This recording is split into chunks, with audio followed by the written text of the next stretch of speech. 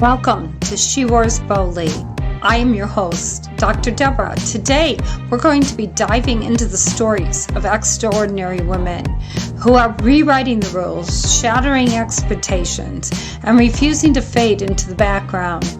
Empowered women say no to being defined by their challenges in a world that tries to silence and sideline them. She Wears Boldly celebrates the remarkable journeys of women who have transformed their struggles into stepping stones to success. So grab your coffee or tea, settle in, and get ready to be inspired and fired up. Hello, everyone. This is Dr. Deborah, and this is She Wears Boldly. And we have a great episode today. I've so enjoyed meeting this woman and having our conversations and laughter together. So just sit back and enjoy. And Catlin, take it away. Tell them what you do and wow them. Thank you for that introduction. It's really nice to be here with you again. And hello to anyone who's listening or watching here. I'm Catlin Nisos. I'm a life coach. I'm a host Emotional Intelligence Labs and co-founder of the Aliveness Collective. And really the heart of my work is helping people reconnect with who they are, their vitality, their peace, their joy, their purpose, so we can all live vibrant lives and be contributing ourselves in that way to the collective. Wow, that's so needed, isn't it? Yeah. Can you tell me a little bit about your journey on how you came to doing what you do? What inspired you? Yeah, absolutely. So I was like a literal tree hugger, I think, from a kid. I always cared about the planet, about Earth, about, volunteered to walk at the AIDS walk and the diabetes walk and all that stuff. And then I lived a whole life. I had first career in art consulting, which took me to London. And about 2019, I had started coaching. I was working for an environmental campaigning organization at that point. Had switched careers, did my first master's. And it was like my life looked really good on paper. Great job, living abroad, cute husband, but inside I was feeling more anxious than I had ever felt, totally disconnected from myself. And he and I decided to split. And it was I kind of went through a dark night of the soul that was also the greatest awakening. The night is darkest before the dawn. I was thinking that phrase this morning in preparation for this. I had this moment where I snapped awake and looked at my whole life and just realized this is not a reflection of my heart. It's not exactly what I thought it was. How did I get here? Like how did I get here? I've been engaged. I have been following, I thought, my compass. And so I had this moment of real surrender, just like, help me see my life more clearly. And that was right at the point that he and I decided to split. I moved back to the States. This is 2019. And was kind of in that emotional rock bottom place. But then the teachers showed up and the practices showed up and the people and the women came around to make sure I was fed, clothed, had work, had, laughter. And I started to cultivate like a higher level understanding of what this whole life thing is about. How to work with my emotions, how to work with my mind, how to work with my spirit, my body.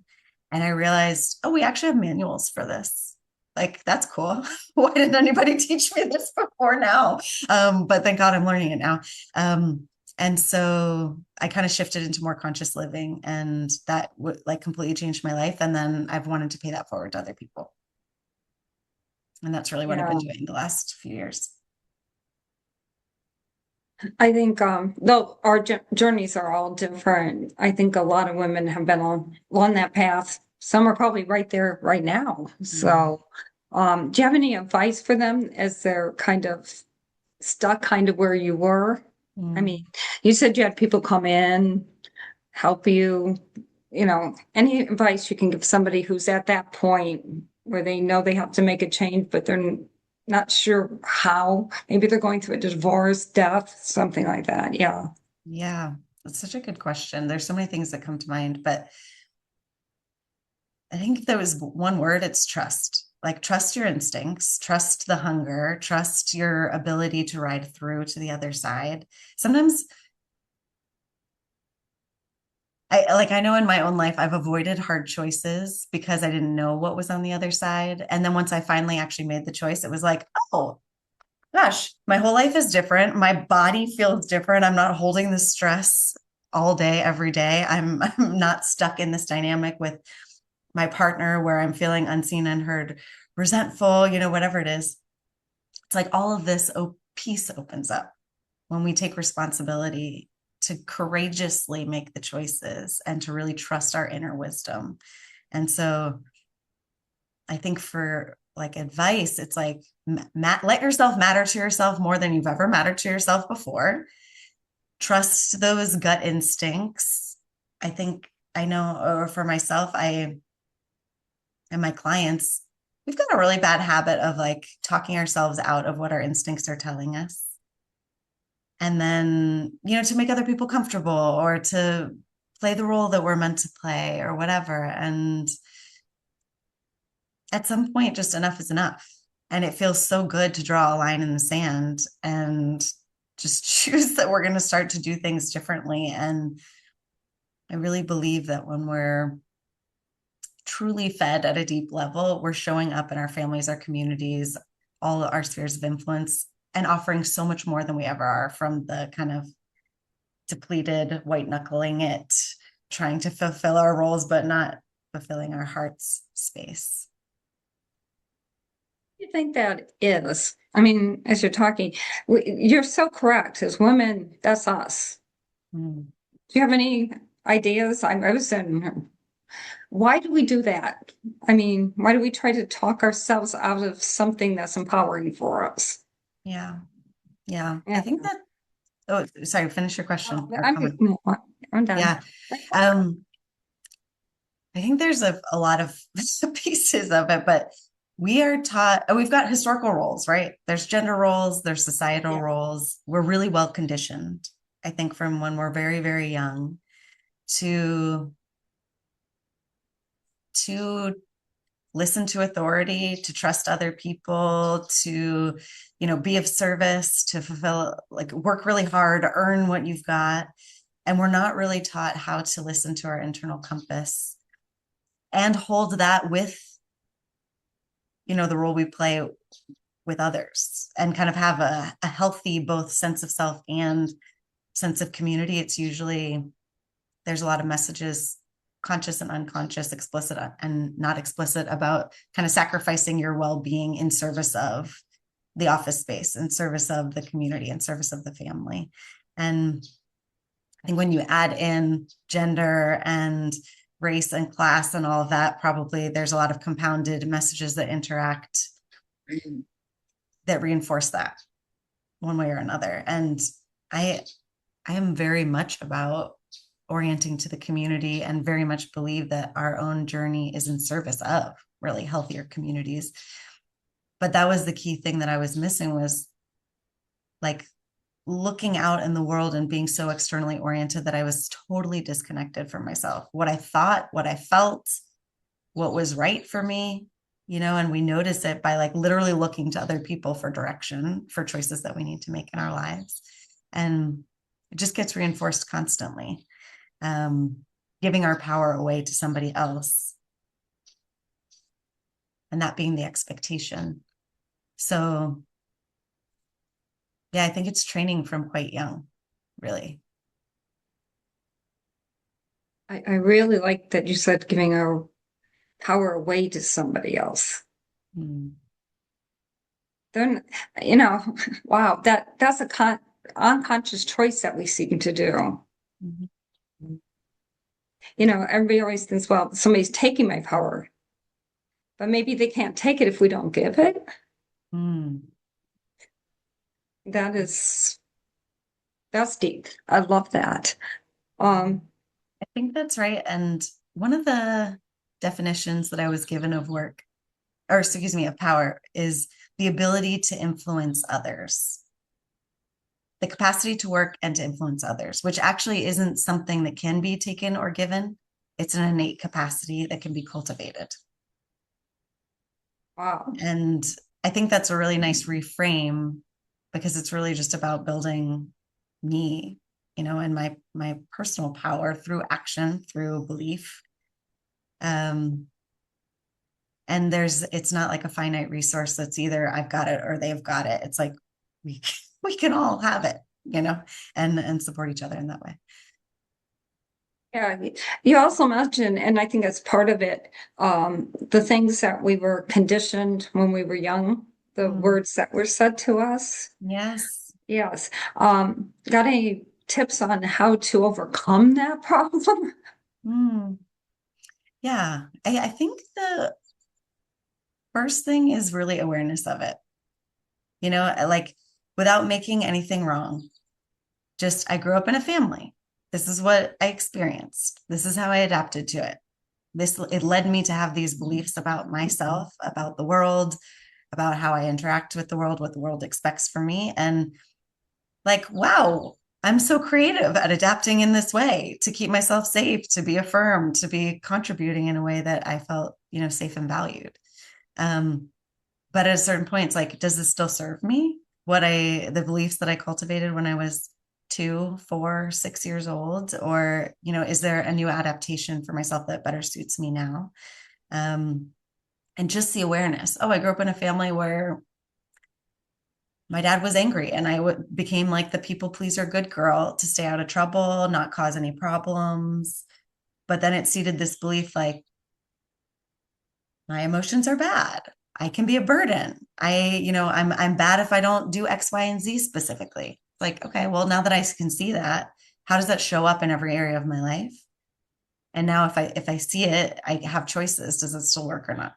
And I can try something different. And then just through that action of trying something different, test my assumptions about myself, about my world, and start to seed new beliefs as I like express my power, through action. It's pretty amazing. We actually are quite creative and resilient, I think. Yeah, I love that. As you're talking, I was just thinking that you put such a positive spin on that. Mm. Things that have happened to us can empower us Mm. instead of destroy us. And wow, I think we just get kind of stuck. Yeah. Yeah. You get stuck in, well, it's just the way it is. It's well, Mm. you know what I'm saying? Yeah. Yes. Um, how can we get unstuck from that? You said like you got a motivational point there that we can like push ourselves if they're listening today and they're hearing, well, yeah, maybe, and they're resounding to what you're saying that I'm stuck, but I don't, you got like a practical steps or something Mm. that you can give them here. What do I Yeah. do now? Okay, she may be right, but what do I do? Yeah. Yeah. Yeah. That's a good question. So, two things that come up are one, letting feelings come out of the body, like literally let ourselves cry, let ourselves rage, whatever, because a lot of the stuckness comes from emotional suppression that like literally creates density in our bodies of like, oh, that's not a big deal. Oh, don't worry about it. Okay, I can't stuff it down. I'll take care of myself later. Da, da, da, da. But then we're just holding all of this like somatized energy and emotion and reaction to experiences and pain. Like life is so beautiful and it's so painful. And a lot of us get messages about emotions one way or another and don't let ourselves really have the release that we need to be fully in the present moment. And so we're like living in these reactions, and old emotions are kind of like trying to fight their way to the surface. Um, so that's one piece I think is like giving ourselves permission to actually feel in safe ways and let that life force move through our bodies. Um, really trying to embrace a growth mindset. So, okay, I've had these experiences. They've been great. They've been hard. What did I get out of it? Oh, I had a really domineering parent, but they taught me, what my boundaries were, how I want to be treated, what how I had to cultivate self-belief. It's like there's all of these really important lessons that we get out of everything. And if we can start to harvest that, then there's not really a good or bad. It's sort of all serving us. That like phrase, life is here for us, I think is very prominent. And I mean, the most practical thing is really starting to be curious about ourselves from a higher level perspective. Sometimes I'm like sitting here and I can't see the wood from the trees because my hand's in front of my face. It's just, I'm so in it, right, with life. But starting to cultivate the bird's eye view of like, what are my patterns? What's like, how working on the self, the way we talk, like as a business owner, I'm executing the things of the business. And then I have days where I got to work on the business to actually build the business. Sometimes, or like most of the time, we're lifing so hard, but it's really helpful to step back and like work on how we're lifing, clock the patterns, clock the ways that we're getting in our own way. And so being a curious observer from like a couple steps back can yield a lot of insight. And with insight, there's more choices. Yeah, to do that, though, we got to start as women, I feel, to slow down a little. Oh, yeah. And make time for that. Yes.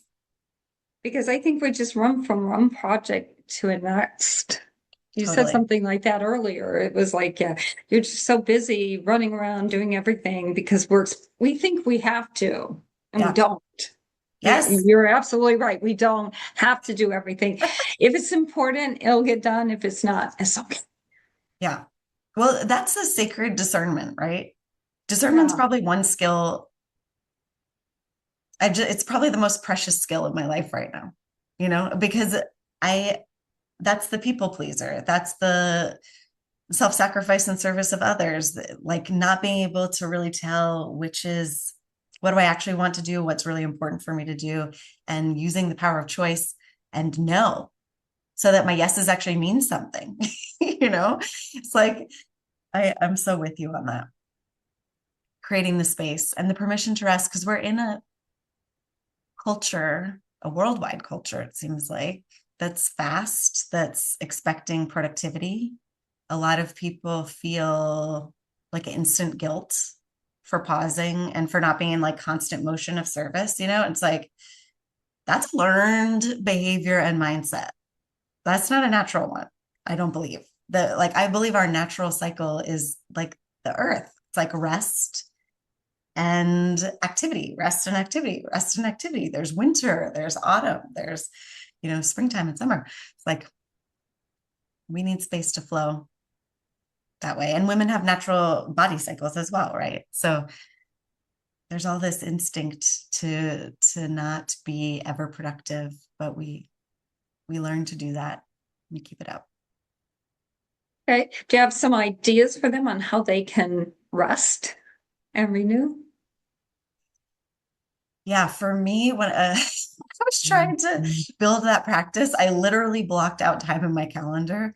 I like thought about what would an ideal week and month be for me. Okay, at least one weekend a month, I'm gonna not have anything scheduled so I can wake up and flow with the day. And if I want to stay in my pajamas and just have my cup of coffee, fine. And if I want to go play with a friend outside, fine. And if I want to talk to someone on the phone, fine. But literally blocking out 2 nights a week that are unscheduled so that I'm not running from thing to thing, meeting, training, like consciously thinking I'm going to give myself permission to rest. I love the practice of waking up and having the first 5 minutes of activity be something pleasurable. Listening to a song, dancing, breathing, like soaking in the sun through the window, whatever it is that brings joy. But so that the day actually starts with like a peaceful moment of pleasure and joy right here. So the day is anchored in my body, rather than just service, like, let me hop up and do the dishes and blah, blah, blah, all that stuff. Yeah, the permission to rest. I also like, letting the sleep cycle kind of mimic the daylight. So starting to tuck in when it gets dark outside and like intentionally be slower and have the longer days in the summer kind of thing. Do you have practices that you like that are coming up? Well, I encourage women when I talk to do exactly that, that take time for yourself, even if it's only 15 minutes, like a quick 15-minute thing, have a pattern or a thing, because I think we just really feel guilty whenever we do anything for ourselves. Totally. And the pattern that I see is, oh, I'll do it next week. Oh, I'll do it. Oh, and then that moves. Something came up. I couldn't change it, next month I'll do it. And then like literally years can go by where we haven't taken care of ourselves. And I think to your point of like, it could be 15 minutes. I think one of the things that's coming to me now is that's changed my life is committing to take care of myself actually all day, every day through micro moments. If it's like literally just pausing to breathe before I respond to that email or before, making the kids lunch or whatever, but just one moment to be like, hi, okay. Dropping into my body. Yeah. Like a couple of days of that will change you, let alone like cultivating a lifestyle where you're taking care of yourself in those micro moments, throughout your days. I may steal that from Please. Collective wisdom here. Yeah, I mean, I give them homework that they have to write everything they do in a day for a week, and then take that Sunday and take an hour and look at what they wrote down, because it'll shock them. Love that. Yes. And then that takes about 15 minutes, and the rest of the hour is for them. Love that. I mean, I know some women can have trouble with taking that time for themselves, but even 15 minutes, but if you can stretch it at least an hour a day where you do something you want, dance. I like to dance to the music, Yes. That's really just takes all the pressure off. Another thing I like to do is walk, because I live across from the lake, love walking along there, and it's very peaceful. Take the dogs out, that kind of thing. Yeah, there's so many things, and we all have something that we enjoy. Could be reading a book, could be taking a nap. Yes. Naughty. Naps are great for women. Yeah. I really love that. And what I'm hearing is, and I think it's true, it's a practice, just like anything else. To build the relationship with ourselves. It's a habit. Yes. It's like, doesn't need to be 0 to 60, moments, incrementally building small steps, accumulate into big steps. And I think there's another piece here about choosing to invest in the relationship with ourselves with the same level of importance that we're investing in other people in our lives. We're not less than. We're like cultivating mutuality, but the relationship to self is a relationship. That is really hard for most of us. Yeah. Because it seems selfish. Why do we think investing in ourselves is selfish? And I always use that example with, you're on the plane and the thing, it says, put the oxygen mask on your face before you help the person that you love next to you. And that really has to go into life. And that's what I'm hearing you say. We need to be putting that oxygen mask on ourselves and investing in ourselves and who we are in order to be able to help all those and do all those things we think we have to do. Yeah. And I said think we have to do, but we got to start somewhere. Yeah. Yeah. I notice as I hear you share, I just feel really angry and heartbroken that we've been conditioned the way that we have been, and that our society is so transactional to really see people in terms of production value, rather than innate human value. That we're here, we're beautiful, we're incredible expressions of, in my heart, something bigger, that's like, and we're all a piece of the puzzle, this like symphony of life, it's so amazing, the richness of life. And we usually can see it in other people, but when it comes to ourselves, it's like, oh, well, I don't really know. It's like I'm not so good at this, or somebody told me that I was bad at this once, or blah, blah, blah, blah, blah, blah. And just all of those mistaken beliefs are so loud and so sticky. And then I don't know, they get reinforced by our lives, and we look for the confirmation of the limiting beliefs too. And the self-suppression it's really quite heartbreaking and toxic, I think, the way that we treat ourselves. So if I was going to share one other thing for people listening here, please choose that self-beat up and self-blame and toxic guilt and shame just like aren't okay anymore. And when they pop up, it's an invitation to be curious and have self-compassion and just plant a seed for the vision of who you're becoming, rather than getting locked into your judgment of who you've been. It's a game changer right there. The like toxic guilt and shame really shuts down. Like there's a contractive energy, there's a smallness, there's it like shuts down creativity and expression and vitality instantly. So that's like a faucet that really needs to get turned off for us to live more expansive, bold lives. Yeah, if you get nothing from this podcast, get that. That is huge, because it's so toxic. Mm-hmm. And if you can't get past that, I don't think you can, bloom.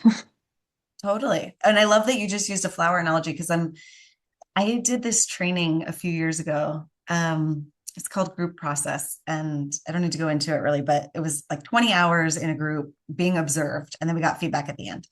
And what one of the leaders told me was, it's so painful to be with you because you're like a rose that looks in the mirror and only sees thorns.